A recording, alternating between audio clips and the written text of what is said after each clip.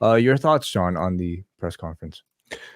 Well, I think that Paul Leveque went into this press conference aware that he was going to be asked of this. It was an extremely long opening discussion, monologue on the Royal Rumble, and I mean, we got several questions that were asked of him, and I really applaud those that brought up not just John Elba for being the first one to ask, but also the others to follow up, even though Paul Leveque had his "I'm here to focus about the positives" line that I am sure he was very. I do not think he went into this cold. I am stunned is not the word, but I'm at a loss that he has not read this lawsuit. I mean, at its core, yes, this is your father-in-law you're reading about. You're like, how can you not be reading what is alleged to have happened in your headquarters? I don't know, that to me is baffling, whether it is true or not. The fact that he stated he has not even read the lawsuit, I would just have I don't know how I would respond to that if I was a staff or a performer hearing that the person that is here to ensure that this company is being run and that we have these safety procedures. That was a great question about safety measures. And I mean, he said everything possible without getting specific.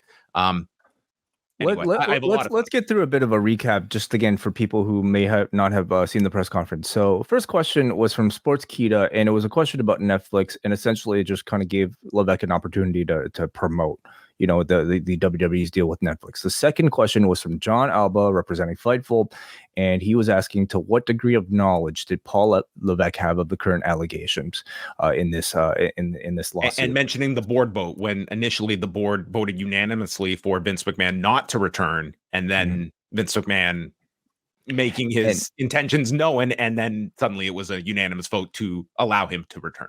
And also the question included, to what impact Leveque would think any of this would have on future relationships with sponsors, I believe was also included there. And Leveque at this point basically said he's going to do exactly what we expect him to do, and that was to only focus on the accomplishments and the positives of the company. And I believe this might have been where he mentioned it being a great week for the WWE. Multiple times saying it was a great week, which again, awful choice of wording. I don't care what multi-billion dollar deal you have signed. This was not a great week in WWE history. This was a horrendous week. The next question came from The Ringer, and the question was about what was being put into place to make sure employees feel safe in light of these allegations. And Triple H, Paul Leveque said he said this was the most general answer he can give, and that is everything possible. He says it's an important topic to them. And then the next one we had was from Brandon Thurston of WrestleNomics. And as John mentioned, he asked Leveque if he read the lawsuit and what his reaction was. Very simple. And Leveque also very simply said he did not read the lawsuit. He talks about a question Cody fielded, I believe, from Nick Hausman earlier, where again, everybody, we were streaming, so I don't have the exact question, but I believe it was in discussion about the allegations. And Cody had mentioned finding out in real time, which is how Leveque found out as well. And again, reiterated that it's been an amazing week. So those are all the relevant questions. How did you feel he came across? I certainly felt like he did not want to simply say no comment. I think he realized that would be a bad look, but also wanted to say as little as possible and focus on the Netflix deal. And the Netflix deal is... It was not enough to be able to just steer people's attention to this shiny new deal that we have signed to somehow. I just thought it was a really poor choice of words to label this week as a great week, and just simply state that a multi-billion-dollar company contract somehow supersedes what has to be horrifying internally in your company to be that people in this company that have read this entire suit. So I'm going to need maybe a bit more time, a bit of time to fully digest my thoughts, but my immediate reaction is that I'm a little bit shocked that he didn't at least come with a pre-written statement on behalf of the company, something addressing it. Every subject he went to pivot to leapfrog in that diatribe at the beginning, I was expecting him to get to that there would be a blanket statement Again, I'm looking at this not from my perspective as quote unquote reporter. I'm looking at this from like PR. TKO already released one. Yeah, I mean, TKO has put out a statement. I mean, he could have referred to the statement, but he is not. And at least, yeah, I thought he would put out the statement at the beginning, if for nothing else than to deter people from asking. They sure should have asked. And listen, guys, media gets a lot of flack, some deserved and some not. But that was the people there representing the biggest story that is going on, much bigger than just a wrestling angle to this at all. This is a giant story. They asked the questions when it was the first answer was, I'm going to focus on the positive. There were follow-ups. Look how much more we got out of Paul Leveque just by those follow-ups. We learned this man hasn't even read the lawsuit. He hasn't read the lawsuit. I'm sorry. That to me is, I think that's a pretty damning statement of the fact that, yeah, it's uncomfortable. It's uncomfortable for a lot of people, and I would assume for him as well. But I mean, there are going to be a lot of questions about how much was known. I mean, this was a woman that was moved into the talent relations department when she was, after her time in the XFL. There's a lot of questions about it, and in the case alleges that others knew on top of it. I think, like, in his role, I'm sorry, you have to read that lawsuit. You have to be aware. If your talent comes to you with concerns about this, how can you say we didn't read the allegations? I can't even speak to that. I think that that there was a lot you can take, and that was based off of 3 questions that were asked of Paul Leveque. So, we were even wondering if they were doing a press conference, period. And even if they were doing a press conference, was Paul Leveque going to speak? They went ahead with everything as planned. I guess I was just a bit surprised that their game plan for fielding these questions was, I'm going to focus on the positives and basically ignore this story. And I do question maybe that as a tact. I also think that it calls a lot into question just so some people in the chat room are asking, like, what we're expecting him to actually say. Probably not much, but anything. We're looking for details. You know what I wasn't looking for? Nothing. So I'll also say the fact that 3 of these reporters talked about this is a direct message to C4 Energy, to any of these sponsors that are out there, that this is front of mind for the world, and that everybody else, we all demand answers for something like this. That was one of the values of, I think, getting several of these people to actually engage and bring up this topic, and instead of pretending that it doesn't exist. Yeah, and I would, again, I wouldn't have used the terminology of labeling this a great week. I think you can be compassionate while also being reserved in your judgment. I mean, by simply stating that, we obviously take these allegations extremely serious. We have mechanisms in place for outlets for our staff, for our talent that may be traumatized by this. We are an environment that does not endorse anything that was labeled in this lawsuit with respect to the plaintiff. We are going to let this be played out in court, where Vince McMahon will have his defense. We are not going to speak on behalf of Vince McMahon, and we are not going to in any way inhibit the legal process from moving forward. But this is a company that does not stand for what was written in that lawsuit. And you have my word as the person that is representing the company tonight, that is the furthest thing from what we stand for. And you're not divulging anything. You're not defaming yourself. You're not stepping in anything, but you're making it very concrete that this is an environment that we are not subscribing to. But there are still lots of questions to be asked. And you only get so much limited availability with a Paul Leveque in this setting. He took 5 questions in this particular press conference.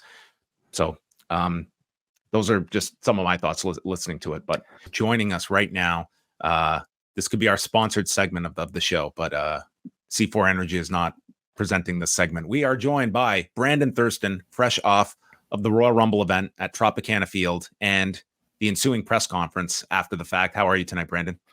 I'm disappointed. How are you? How long was that show? How long did it feel inside Tropicana Field? It was Because fine. this has to be the longest Yeah. four-match wrestling show in history. It was a longer show. I mean, it got done at about midnight Eastern. Only 4 matches. When I knew that going in, I thought, okay, it's going to be a usual WWE PLE, and it's going to be 3 hours or so. But it was on the long side. I wasn't complaining. It wasn't causing me pain or anything. But maybe some things that happened in the press conference did. At what point did you learn that the press conference, in fact, would be happening? I was handed a bracelet. Sometime I texted you. This is all contemporaneously recorded, right? At sometime well into the show, I would say probably beyond halfway through the show, we got press bracelets that look like this. So and I think they gave them to everybody who was seated in the press box. I think there was some media who had seats elsewhere, but there were, I don't know, 30, 40 people. I might be low in the press box, and I think they were all given bracelets, including Diamond Dallas Page. Did he have any? Was he rating matches? Was he taking notes? What outlet was he representing in the media box and at the press conference? I don't know. DDP Yoga, maybe. So, I mean, tell us just kind of your thoughts about, speaking. So I was listening as I was leaving the building. John has seen it maybe, but not Wai. We both seen it. Okay. Did you start after the press conference was finished? We only watched the Levesque portion. You multitasked? Okay. Yes.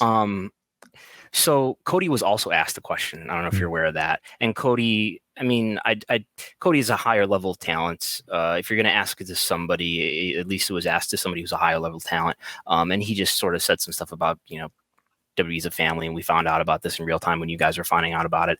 And then we went to Paul Leveque, who had probably a longer than usual preamble. And then he said, okay, we'll go to questions. I was curious if he was going to do some sort of statement and just sort of get to it and take it head on before there were any questions about it.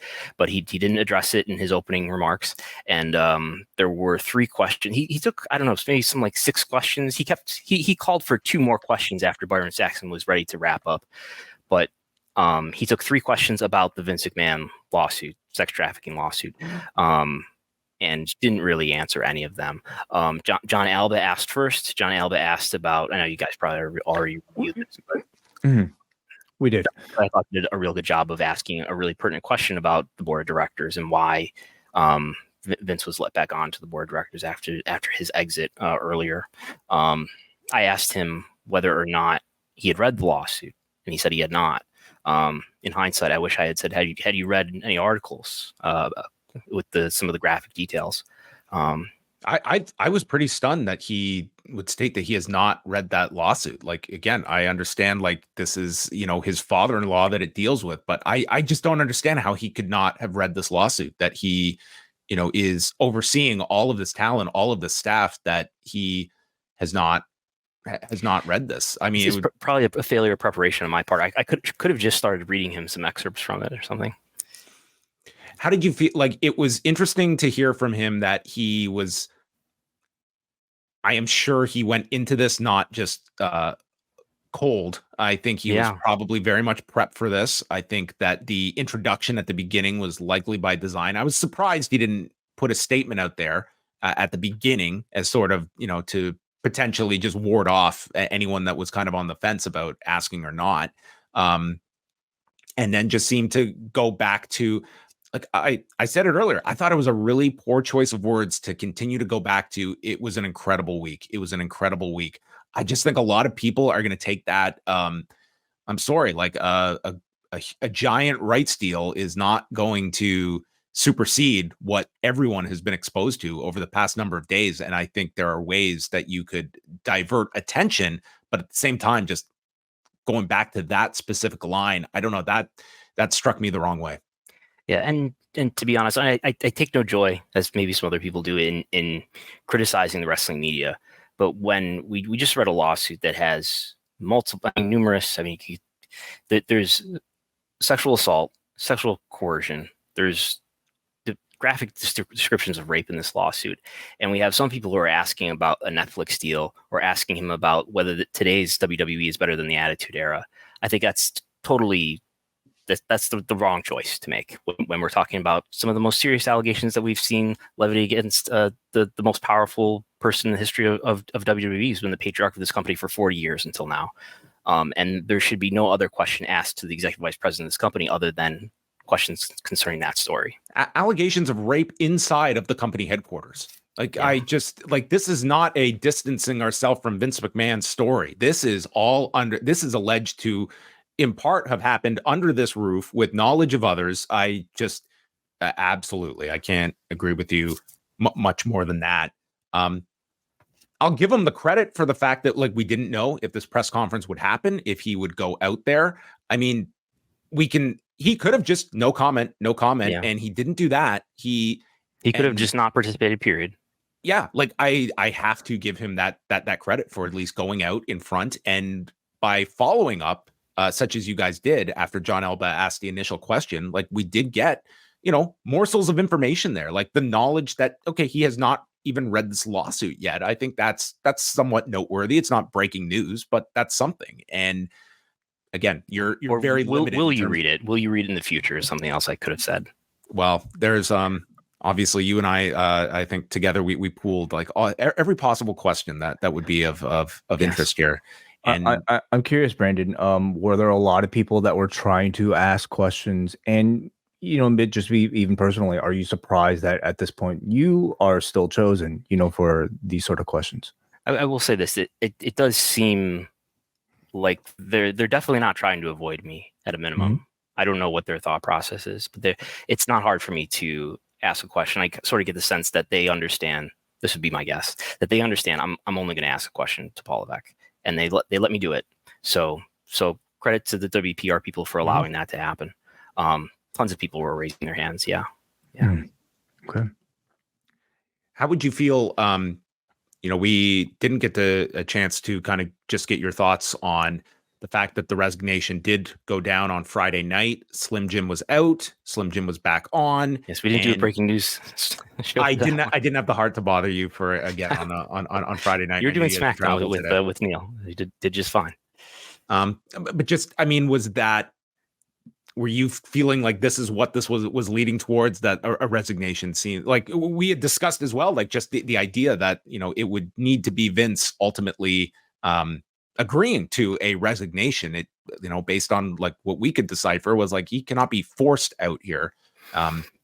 Yeah, I was surprised. I was maybe being a little bit cynical, thinking like, well, what's to really force his hand here? I don't know. And we read through the excerpts from the disclosures that dictate how basically he's installed, I think, permanently as executive chairman, and only he can resign or die or become incapacitated to be removed out of that position. So anyway, he did resign. I was asking somebody who I trust knows more about these details than I do, who suggested, well, maybe Ari really took a stand and said that perhaps TKO could have tried to sue him to go after the liability that he may have exposed them to as a result of getting them involved in this lawsuit or something like that. So there may have been legal pressures that TKO could have pressed on him that did encourage him to resign. And what, to the best of your knowledge, what are the steps or the process now of filling that vacated board seat? Yeah, that's a good question. So when TKO was formed, they agreed, I believe it was 7 and no, because now it's 13. Anyway, I think it was 4 and 5 board seats, 5 for Endeavor, 5 chosen by Endeavor, 4 chosen by WWE, but actually by Vince. And that has a sunset date on it of December 31st, 2025. So long story short, when Vince leaves, WWE still gets to pick those limited number of board seats until the end of 2025. Who will decide that now are the people that he picked on the board. And by the way, Dwayne Johnson is one of them. And I believe it's Dwayne Johnson. I don't know all of them. I don't know almost all of them. It's Dwayne Johnson. It's Steve Koonin here, who's on the far left of your screen right now if you're watching in video. It's Nick Khan. It would have been him and one other person who's a new member whose name I don't remember. So they'll have to pick a new member, and the people who Vince has already picked will decide who that is. No, I don't believe they're going to pick Vince. So I'm curious, Brandon, being there, how much of the conversation, either with other members of the media or other people that you're interacting with, in Florida, are about this story, and what's the temperature at the event itself? Yeah, I'm not a very sociable person. I should be more sociable. But people who I did talk with, we talked about it, yes, and I even shared some of my questions with some people. I suppose maybe another topic that John and I haven't really gotten into yet was the attendance announcement of 48,044. To your knowledge, how close is this to what a real number might be? WrestleTix had a real hard time getting this map, so we don't have an estimate, I don't think. Bill from WrestleTix might post an update of some sort. Maybe pictures will help him determine an estimate. As I was walking home, I sent in my public records request to the Tampa Sports Authority, so hopefully that will be fruitful. But 48,000 seems high to me. I don't doubt it was over 40 though, but we'll see. Yeah, we had the interesting comparison for Survivor Series back in November that the number that they did announce, like that was as close to a real number as we've gotten on a WWE broadcast. Like it was not the usual inflated by X thousand tickets. So I mean, we'll see what the end numbers turn out to be. It's very late, Brandon. You did great at the press conference. A number of you, I thought, did great by raising the question and getting. Cameron Hawkins also asked a question about what I believe talent and staff could do if they had a problem, something to that effect. That's right. So I encourage everyone to get all of Brandon's on the road edition of WrestleNomics, which will be. Are you going live tomorrow at 7 at a special start time of 7 p.m. Eastern because I'm traveling back tomorrow morning, so I'll be going head to head with the NFC Championship game. Okay, well there you have it, everyone. Your second screen, maybe your first screen experience. But if you're a subscriber, you can always catch up on it later, of course. Yeah. Patreon.com/WrestleNomics, and Brandon and I will be back together on Wednesday. I say Wednesday knowing that the schedule is always fluid, as we have found out this past week, where we did 3 shows together, and 3 shows that I will say I was exceptionally proud of, especially of the show that we did on Friday going through this case. It was to have to navigate some very, very tough subject matter. I think we did it as best as we could with what was presented. I'm always happy to do it with you. And just one thing from a live perspective, the crowd I thought was very hot, with the exception of the Kevin Owens and Logan Paul match. I think you're about to review. No, we just wrapped. We just did. Yeah. You just did. The crowd was very hot, except for that match, and I heard that it didn't come across on TV. Yeah, there were definitely pockets of the Rumble matches where it seemed like they kind of came down. Although, of course, for the countdowns, those ones were evident as well. But that's interesting to know. Did you get the sense of did it peak for Cody and Punk at the end? Was that kind of the peak of the audience engagement?